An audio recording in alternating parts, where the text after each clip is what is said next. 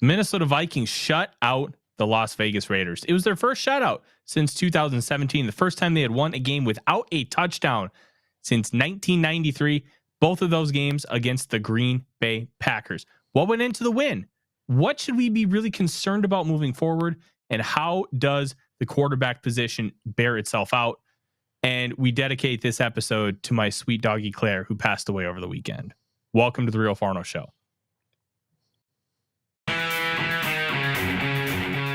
Welcome to the Real Forno Show, hosted by Tyler Forness, the managing editor of USA Today's Vikings Wire, writer for the College Football Network, publisher of Substack Run In Shooter, host of The Good, The Bad, and The Hungry on the Voices of Wrestling Podcast Network, as well as a founding member of Vikings First and SKOL. Welcome, ladies and gentlemen, to another episode of The Real Forno Show. I'm your host, Tyler Forness. With me, as always, in the top right corner, he is Rerun, or as I call him, Producer Dave. Dave, how are you? I'm doing great. Hey, we've got something right up here. Can you see it? I can see it. Alvin, thank you very much. It's very kind of you. And I wish they would start Jaron Hall, but it's a little more complicated than that. And we're going to talk about that instance as well. We're going to talk about a lot of different things with this game. Sorry, I'm a little. It's been a rough weekend, as most of you know. My sweet little doggy Claire, who we adopted in July, passed away, we believe, from a brain tumor this weekend, and we just brought her to get cremated today, and it's been really difficult. So if I kind of struggled today, I apologize. There she is, my sweet little girl. I miss her a lot. I'm going to try not to cry. I've been doing a lot of that lately. So, but she lived honestly a really bad life until the puppy mill that she was at dumped her off at the rescue we got her from, which was Underdog Rescue. Underdog Rescue saved her, and then we were able to adopt her and give her a good home. And she was the best. She was just a sweet little girl, as you can tell, and we get to show her what being a spoiled dog is really like, and we're very glad about that. And yeah, she was the best. As you can tell, her body was a little weird shaped because she was basically in a cage her entire life, force bred for a breeder. She had, we don't even know how many litters of puppies, but she was my sweet little girl, and I miss her. But we'll be able to share that love down the line with another dog. And I hope we're able to do that. As Dave, my camera focused in. Was that you, or was that the camera? My camera. That was the camera. That was on your end. It did that the other day. Uh-huh. And I don't know why. But when I was recording with Judd and Declan, and zoom out further is the command. Zoom out further. There we go. Okay. We're good. Yeah. So, Gary, thank you very much. That's so kind of you. Please, if you can, Underdog Rescue Minnesota, help them out, adopt a dog, and save a life. These dogs come from you hear about it, and then you get a dog that ended up in one of those spots, and they change your life more than just as much as you change theirs. Help them out. Well, if we adopt, we're going to end up adopting from another rescue. The things that these puppy mills and breeders do to these dogs is just unconscionable.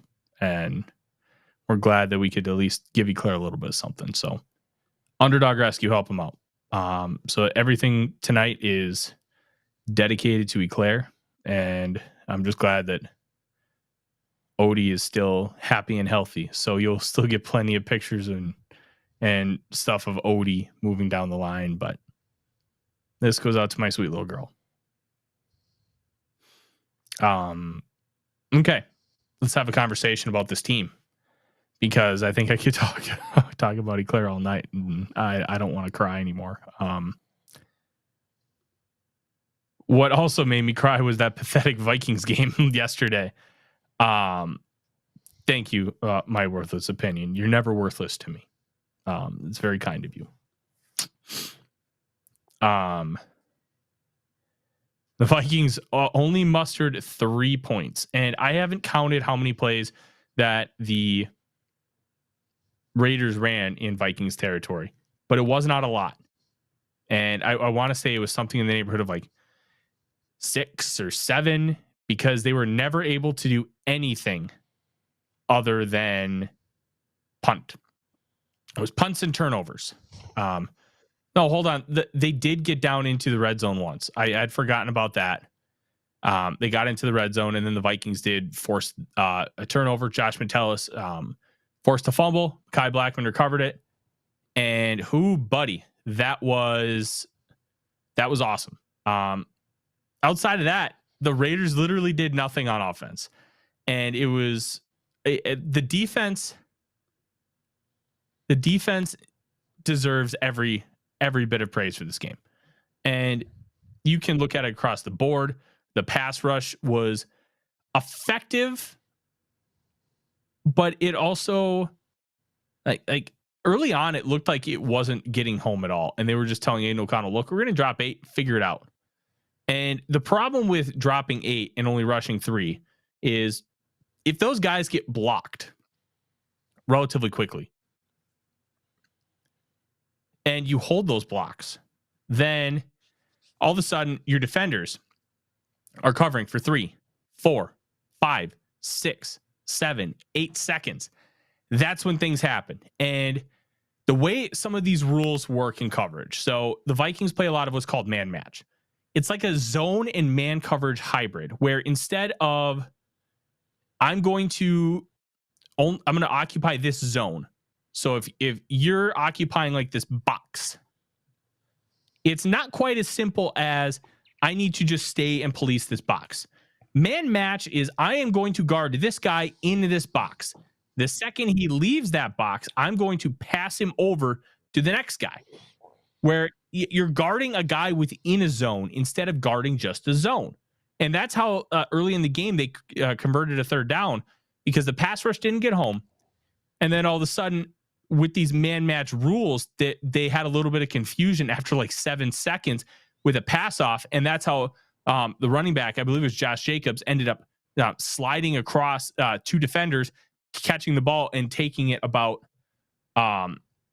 like 15 yards for a first down. And yeah, it was tough. It was an unfortunate instance. And you look at those things, and you want more. You want things to be better. But they did get better throughout the rest of the game. And we're going to talk more about the defense. We're going to talk about Ivan Pace Jr. We're going to talk about Danielle Hunter. Danielle Hunter's still half a sack away from $1 million bonus. He's going to get that half sack in the last 4 games. He's going to. He's at 13.5. I thought he had half a sack yesterday, but I think because of how the bodies were layered on Aiden O'Connell, they didn't actually give it to Hunter, even though he was a part of taking him down. The way they kind of count sacks, it's a little wonky. So you're talking about the one where DJ Wanham got it. I think so. Hunter was involved in taking him down. Hunter was the one that redirected the O'Connell, grabbed him, sort of spun him, and DJ Wanham just whop. Mm-hmm. That's a technical term, that whomp. Whomp, smash, kick.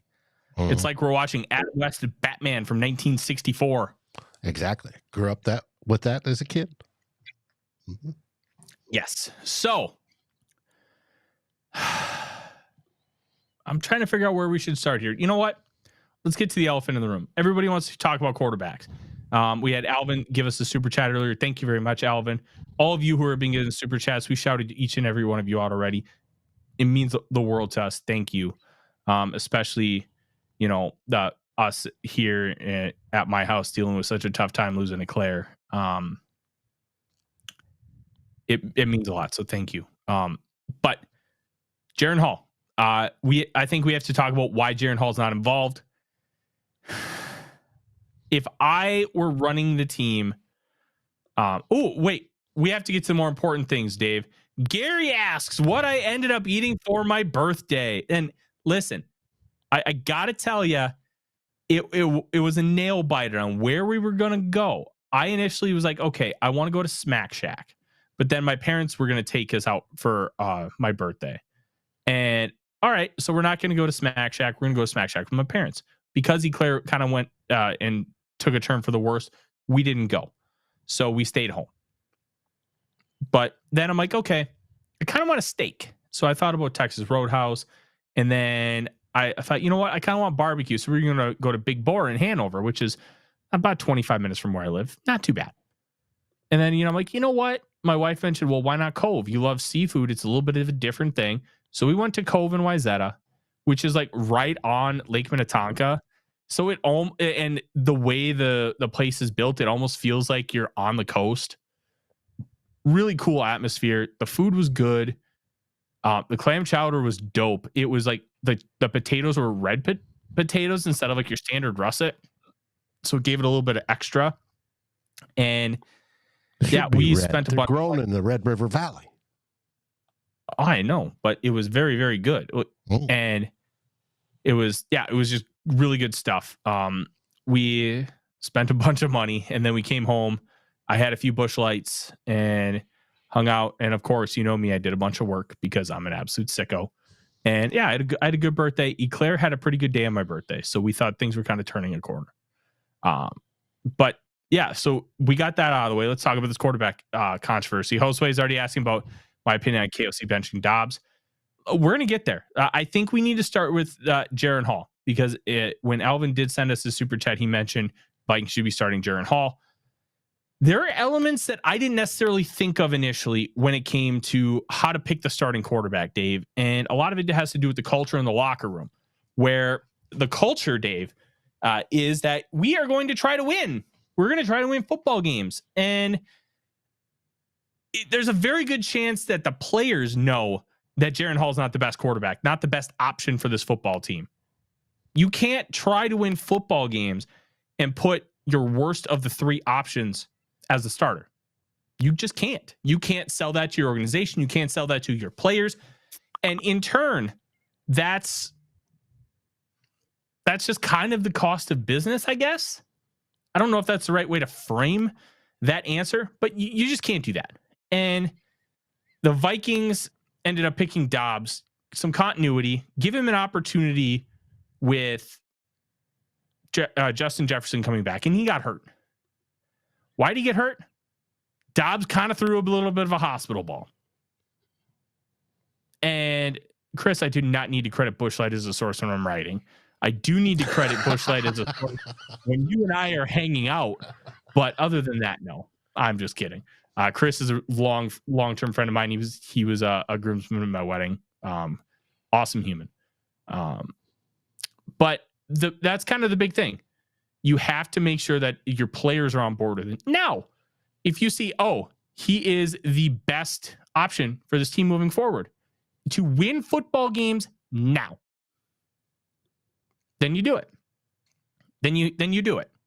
I view these guys differently than I think the team does.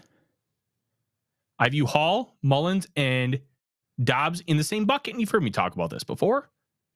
I put them in the same bucket, and then I would start Hall because I think his ceiling is untapped and unknown. And I think that gives you at least something to, one, look forward to, and two, you could overachieve based on what your initial expectations are.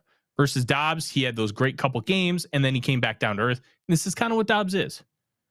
And the throw to Jefferson. See all three during the week. And And that's why I said, like, it's different for us seeing it versus what the players and coaches see every single day. It's obvious if Hall was the best guy, they'd be starting Hall. And he's not the best guy. And you know what? That's okay. He's a 5th round rookie.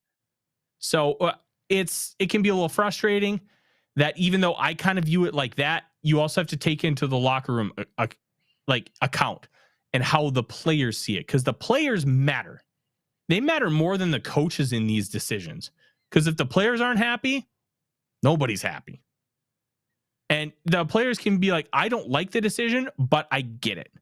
And that I can see, like talking about Dobbs versus Mullens.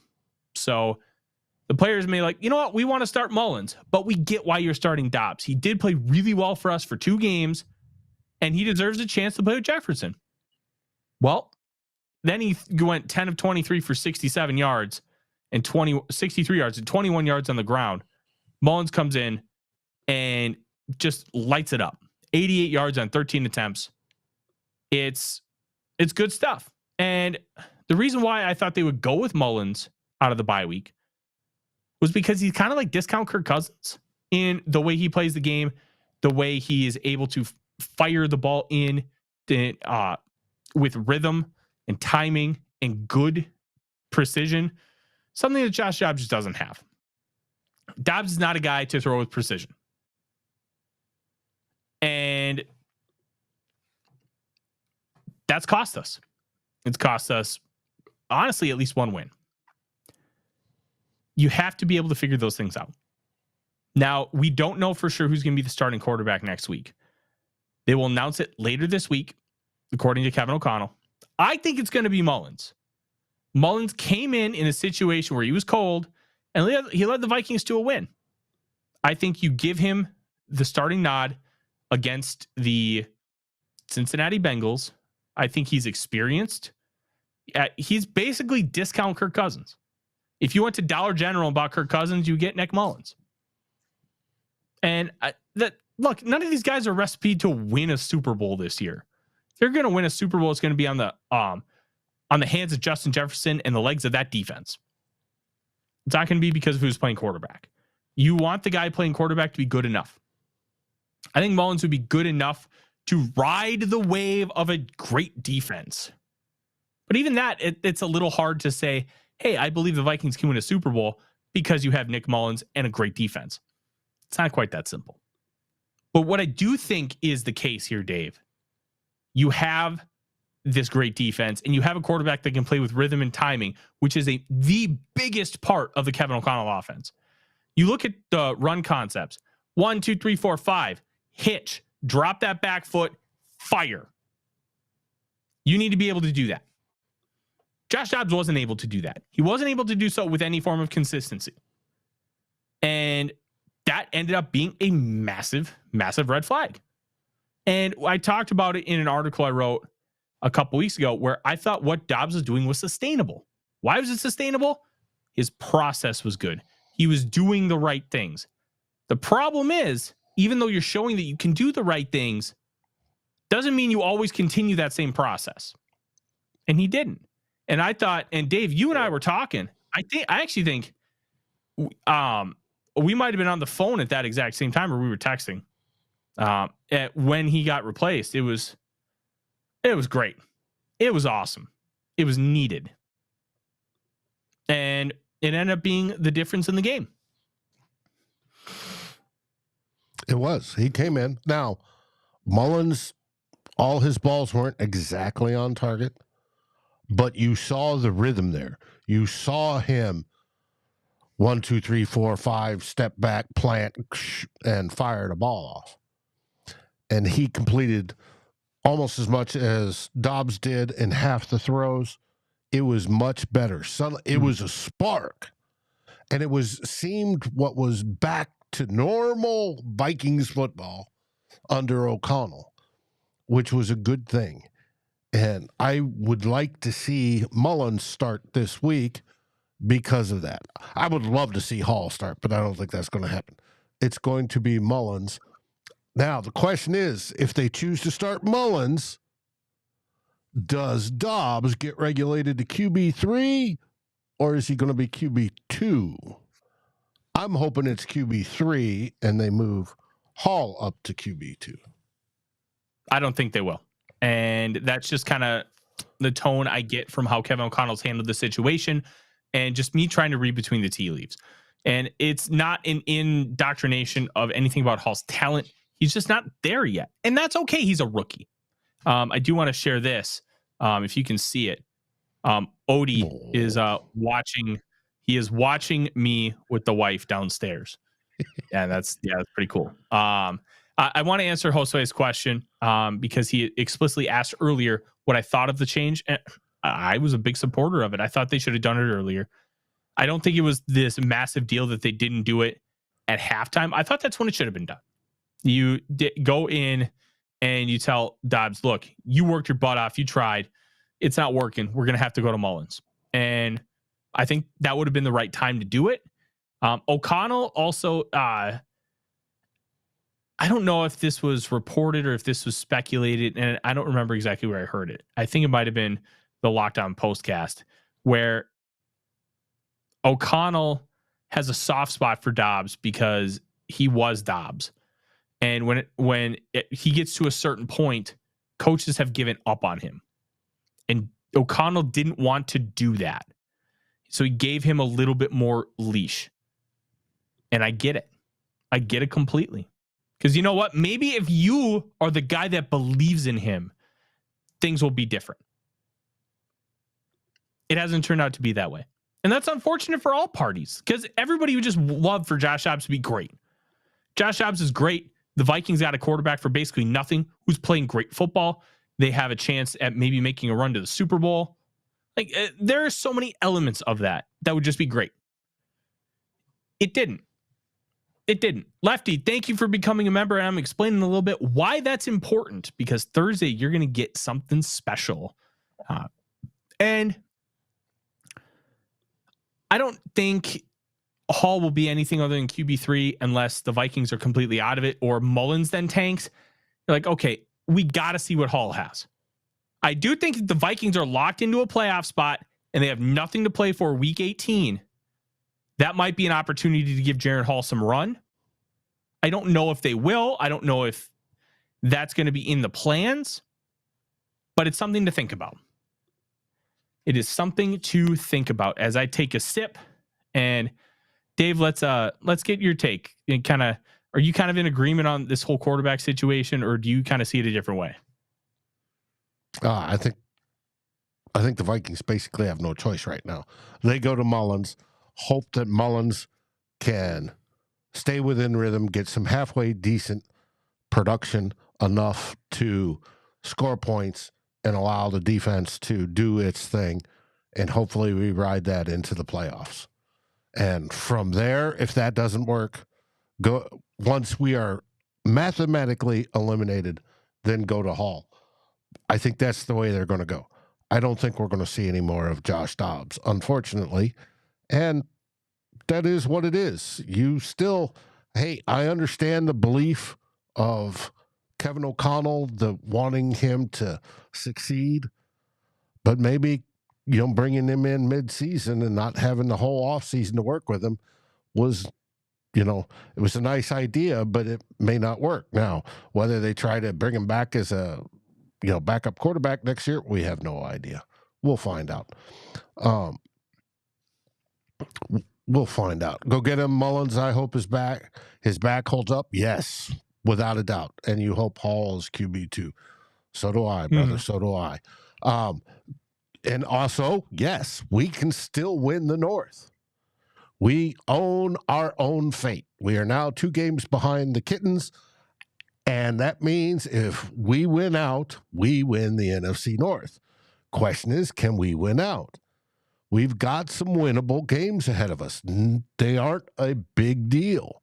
I got into a massive discussion with a Cowboys fan buddy of mine last night. I said, hey, your boys are in first place. And he goes, yeah, but we won't be. I said, what do you mean you won't be?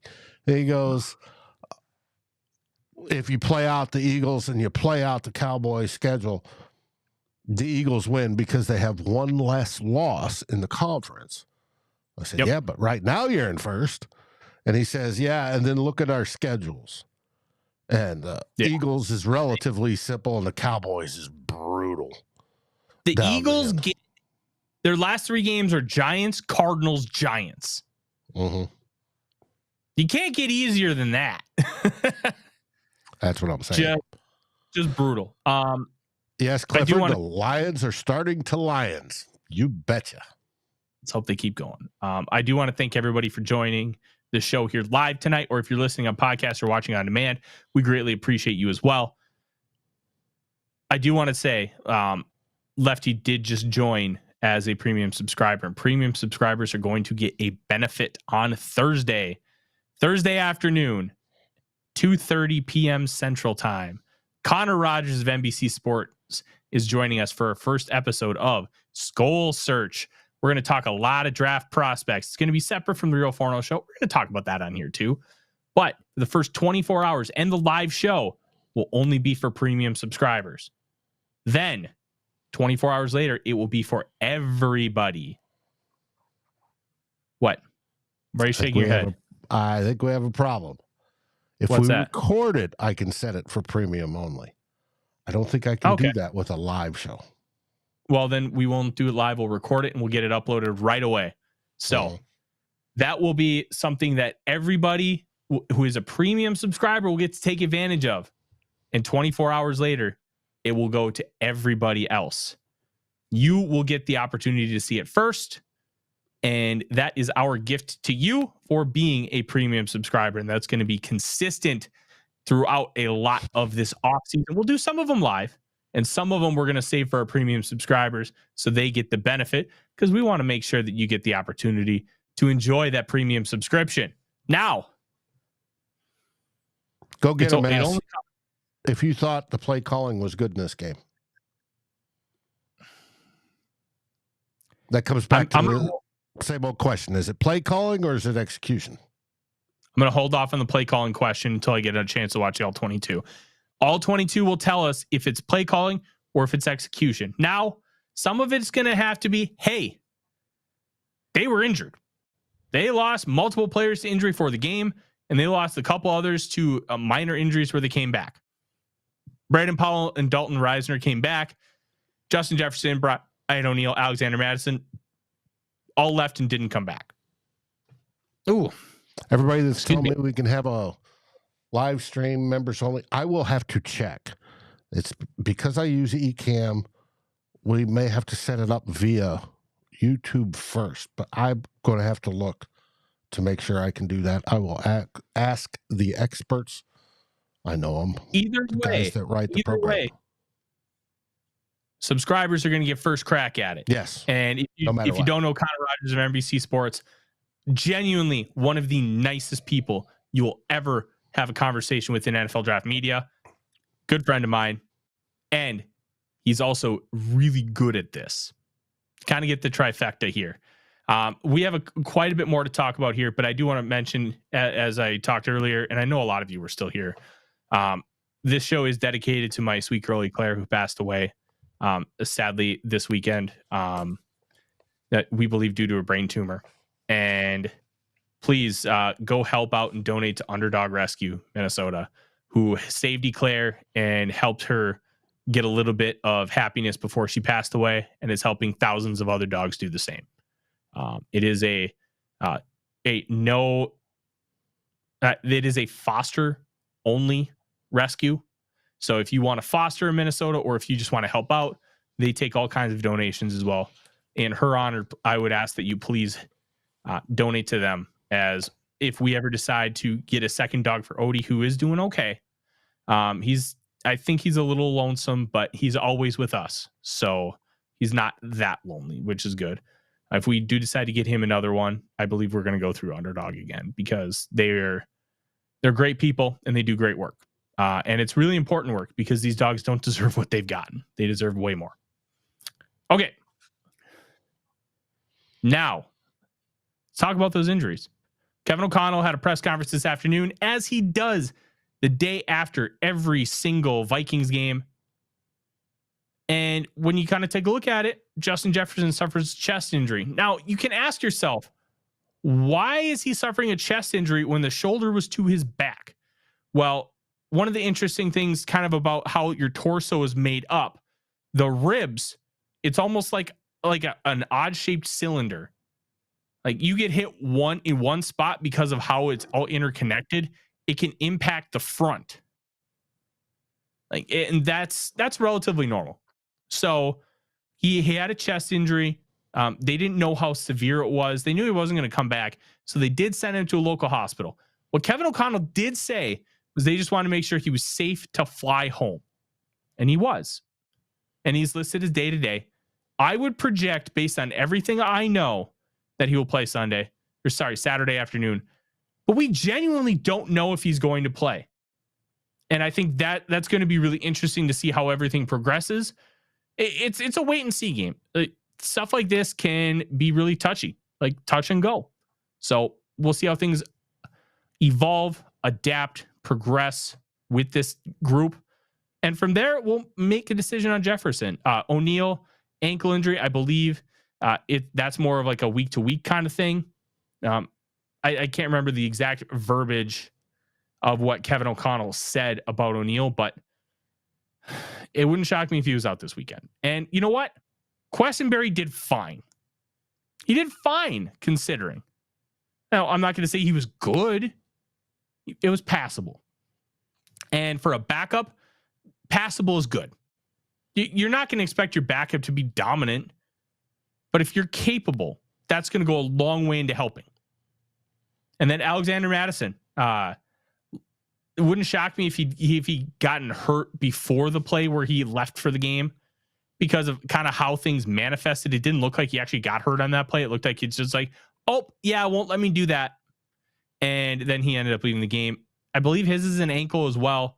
I'm not quite sure the time frame on that, but those are the three big injuries.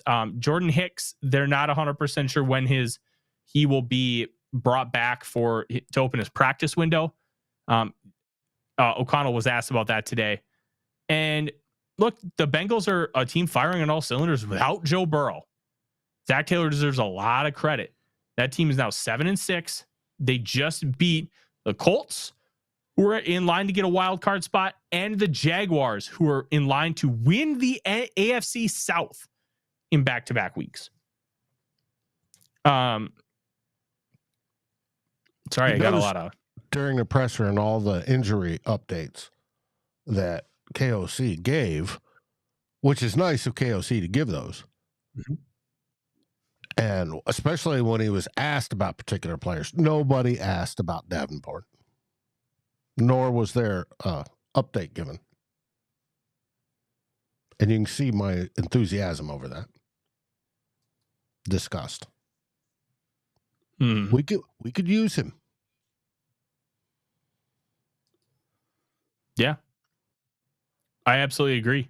I'm honestly a little surprised nobody's asked about Davenport. Why wouldn't you ask about Davenport? The tightrope ankle surgery. Well, he had tightrope surgery. I believe it was announced about 3 weeks ago. So timeline wise, he could theoretically be back this week, maybe next week. We should be asking about that. Get an answer, because you know what? Davenport healthy can make a really big impact on this defense, especially with how hurt the defensive line has been. That question should be asked. I wish I was in the room to ask it, but that's something I hope to be doing next year. All right, now let's move on. We got to talk a little bit more about this defense, and then we're going to get out of here. Look, the Vikings the Vikings shut out the Raiders. How did they do it? They confused Aiden O'Connell, and they tackled really well in space. Tackling really well in space was key to getting this win, especially when the ball was getting in the hands of guys like Devontae Adams, Jacoby Myers, Josh Jacobs, and they were really aggressive at attacking the football. That third down pass to Michael Mayer in his hands. He's about to tuck it away. Cam Bynum, boom, right in the football. And those things matter. Those things matter a lot. And that is taught. Mm-hmm. That's not a natural reaction for a defensive back. They're going to come in to tackle. You've got to teach, and through repetition, that you come in, bam, with that fist and knock that ball out. Mm-hmm. those things matter. They matter a lot. And all those little things here and there, they add up. And the Vikings were able to get pressure on O'Connell without doing a ton of blitzing, which I actually thought they were going to blitz him a lot to make him make really fast and quick decisions. But they decided to do the coverage route, especially because you have guys like Adams and Myers who can really take advantage of you in open space and with route running. Well, they decided, you know what? We're going to make you earn it. We're going to make you figure out how to beat our coverages because we don't think you can do it. And guess what? They didn't. And it worked out pretty well for the Vikings. They ended up winning, and they're at 7-6. Now, the big caveat of this team, Dave, Ivan Pace Jr. What a stud this guy has turned out to be. And I was asked earlier today on Purple Daily on Draft on the Purple Daily podcast feed and YouTube channel, why was Pace undrafted? And I kind of looked at it like this. He's very odd for what his position is. 5'10 and a half, 235 pounds. And his best trait is blitzing and rushing the passer. Not exactly the archetype you want from a middle linebacker. He struggled moving laterally in space. He couldn't shed blocks really well when it came to fitting the run. That kind of stuff matters when you're a middle linebacker. Excuse me. Well, I thought the second he got in with Brian Flores loves to use guys in specific roles. So I thought they would be doing a lot more rotations and bring guys into play like specific duties. Guys like Josh Metellus. Oh, we're just going to blitz you to oblivion. Metellus has become an every down player. Ivan Pace, I thought he would be a great blitzing linebacker on third down because he's so short and compact and understands how to use leverage. He can blow up a guard. He can dip his shoulder and get underneath because he's so small. You know, those things matter. But he's become an every down player, and he deserves every single iota of praise for how he's been able to go about this and figure out how to be great. Do you think he can win D-Roy? Yes, but it's going to be an uphill climb, and it has nothing to do with his play. Pedigree, his stats, he's blowing everybody else away. But his competition is going to be top 10 picks. That matters. That matters. Prestige, pedigree, the knowledge. Now, I what I'm going to say is going to sound insulting, but it's not. There are people like me who cover this team, and I get really granular. There are people who their job is not to get granular. Their job is to be a broad thinker, cover the game from a broad perspective.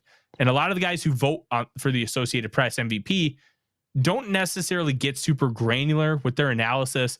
They have to look at things from a broad perspective, and they're doing more storytelling than gritty analysis. And that's where narratives and exposure matter. Will Anderson having a great game is going to get amplified. You know why? He was the 3rd overall pick. Jalen Carter having a great game is going to be amplified. He was the 10th overall pick.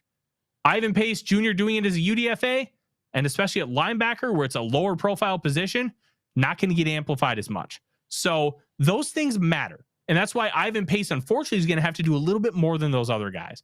And it's not an insult. It's just kind of the nature of how some of these awards come to play. And we talk about it with the Pro Bowl. If you're an offensive lineman, it's a lot of that kind of stuff has to do with reputation. Lane Johnson's one of the best right tackles to ever play football. You think he's going to have a great reputation vote to get in the Pro Bowl?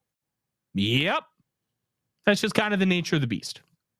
And it's not saying that Pace doesn't deserve it. I really think he deserves to be in that top conversation. At the end of the day, sometimes that's not enough, and it doesn't matter because there are other factors at play. And he's going to have a really difficult task to be able to get to that spot. And we'll see. We will see how things get impacted. And yeah, it's just a wait and see. I love that he has a chip on his shoulder. That every team passed up on him in the draft. And the only one willing to give him a shot was the Minnesota Vikings. And he's already said he's going to show it. That's not entirely true. To every other team. Yes, there was other people that wanted him as a UDFA. Here, come, try to make the team play special teams. But it's the Minnesota Vikings that said, hey, come on up. You win yourself a job, you've got it. And he did just that. He proved that he can be a starter. Wear the green dot. Remember, he was wearing the green dot in training camp. That's amazing. The whole story about him doing that is amazing because normally UDFAs take some of the great ones. Hey, Adam Thielen, it took him a year, before he started, and then it was special teams, and then it was this. That's the normal progression. Nope. He's playing. He's playing a lot.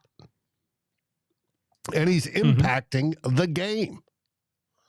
And I got to love that. And I love the fact he didn't get drafted because of his size. Everybody saw him and goes, he's too small. That's it. He listed at 5'10 and a half.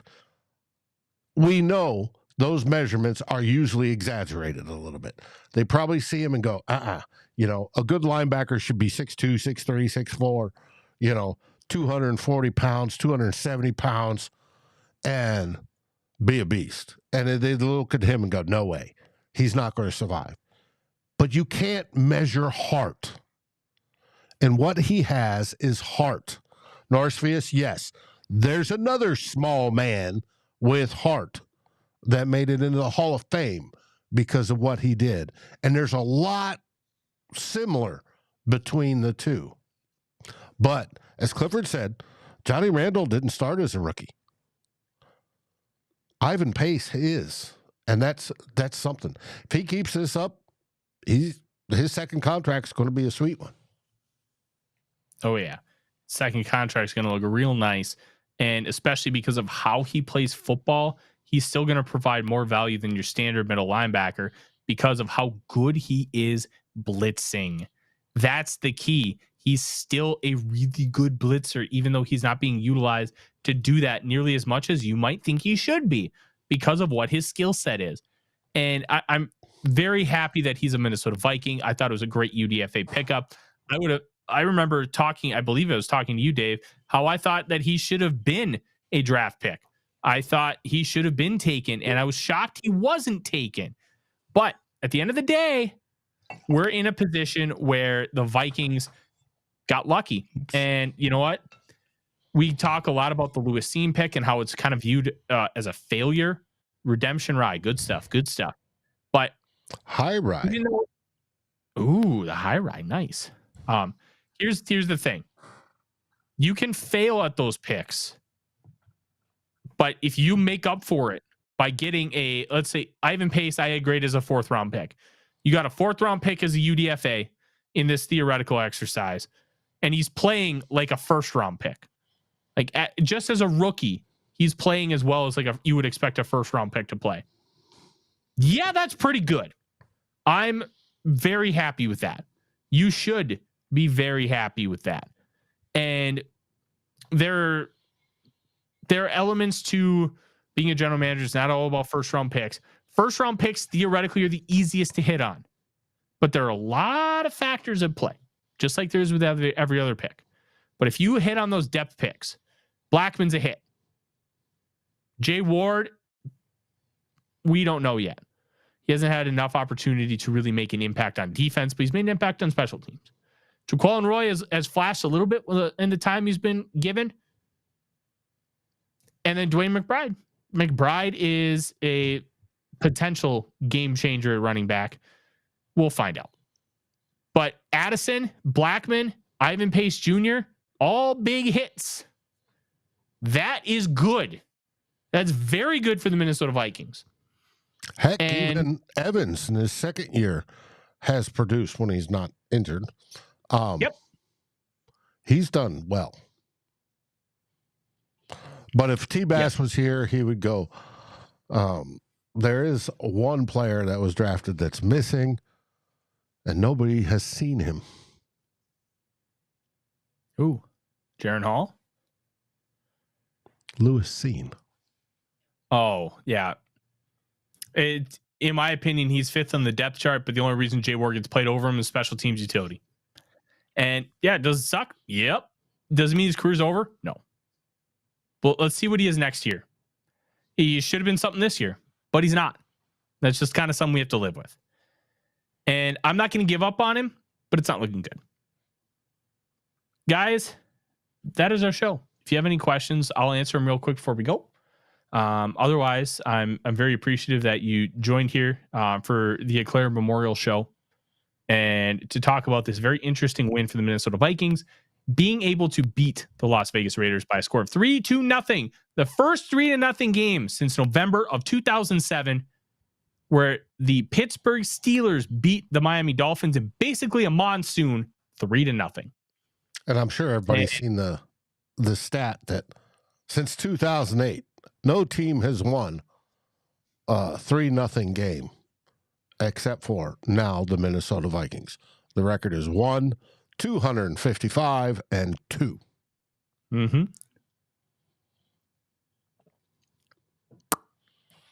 Yep. I see our buddy Justin Day is in the comments. If you didn't know, Justin Day does podcasts for us. Yes, that's right, podcasts. All you have to go do is look for Vikings First and SKOL on your favorite podcast aggregator. It could be iTunes, it could be Spotify, it could be whatever. It could be Google. I don't care. You could ask your favorite smart device, whether it be Alexa or I don't want to ask the other one because I've got it sitting right in front of me. If you can play that podcast, and sure enough, it happens.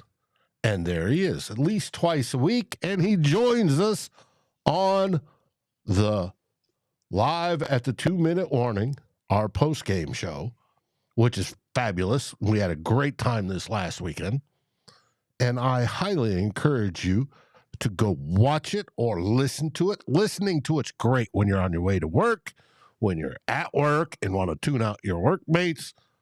Absolutely fantastic. But he has a show coming up tonight. He shot in the link, but he can't link to it, and I will do it right here. He's going to talk about the crash. What crash is that? Well, it's not the financial crash. We haven't had that yet. It's about a certain quarterback. As we know, that was nicknamed the Rocket Man. But hopefully that link went through. That is the link for his show tonight. It's scheduled to start at 8:25 p.m. Central. I highly encourage you to go over and give it a watch. Yes, absolutely. Ladies and gentlemen, thank you very much for joining here tonight. As Mary said in the comments, Claire will never be forgotten. And she will live forever. That sweet little girl. I know only like one or two of you guys have actually met her in person. But she was the best. And that smile, that happiness, and her weird little body because of how she was in a crate for 6 years, basically. She'll be just sorely missed. And I can tell you, she had those 6 years in a crate, and then the last 5 months, she was loved. And I know that probably meant the world to her. Mm-hmm. And she'll always be loved. She'll always be loved until we see you on Wednesday night, where we're going to have a special guest. His name is Sands. You may have remembered him. He was on this show 2 years ago to preview Vikings Bengals.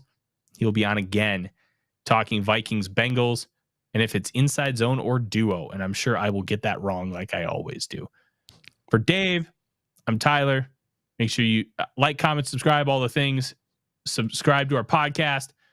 Do all those things. Help us continue to grow. And subscribe to the premium YouTube as well. and you'll get to see the chat with Connor Rogers before anybody else. One thing we always say, SKOL Vikings, baby. SKOL Vikings. Like, subscribe, and ring the bell to get notifications. It helps us grow this community that we all love our Minnesota Vikings. And on behalf of Tyler Forness and myself, Dave Stefano, thank you so dearly for watching The Real Forno Show. SKOL, everyone!